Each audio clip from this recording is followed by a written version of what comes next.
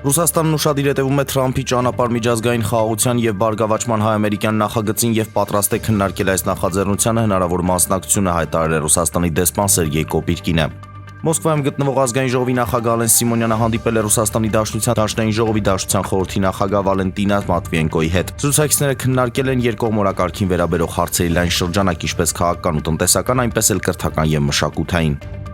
Մայրաթորի կողմից կարգալույց հռչակված Տեր Արամ Քահանա Ասատրյանն ու Տեր Թադե Քահանա Թախմազյանը դատական հայց են ներկայացրել հայ առաքելական եկեղեցու դեմ։ Նրանք վիճարկում են իրենց կարգալույցության հայրապետական տնօրինությունն ու պահանջում իրենց վերականգնել հոգևոր հովվի պաշտոնում։ Անվտանգության խորհրդի քարտուղար Արմեն Գրիգորյանն ընդունել է Հարավային Կովկասի եւ Վրաստանի ճգնաժամի հարցերով Եվրամիության հատուկ ներկայացուցիչ Մագդալենա Գրոնոին։ Զրուցակիցները քննարկել են Հայաստանի Հանրապետություն Եվրամիություն երկկողմորակարգին առնչվող հարցեր եւ անդրադարձել հարաբերությունների հետագա զարգացմանը։ Օմանի արտգործնախարարությունը հայտարարություն է տարածել Իրանի ԱՄՆ բանակցությունների վերաբերյալ։ Հայտարարությունից պարզ է դառնում, որ կողմերն արդեն ժամանել են բանակցությունների վայր եւ նախապատրաստվում են։ Ֆուտզալի Հայաստանի ազգային հավաքականի գլխավոր մարզիչ Ռուբեն Նազարեթյանը լրագրողների հետ զրույցում ամփոփել է Եվրոպայի առաջնությունում մեր ընտրանուկ ելույթները։ Տեղացի շատ ուժեղ երիտասարդներ ունենք, որոնք այս տարի կհամալրեն ֆուտբոլի ազգային հավաքականը։ Ռուսաստանում եւս երկու տարբերակ ունենք, նրանց պահում ենք մեր դիտակետում։ Տղաները կռիվ են տալիս ազգային թիմին միանալու համար, նշել է նա։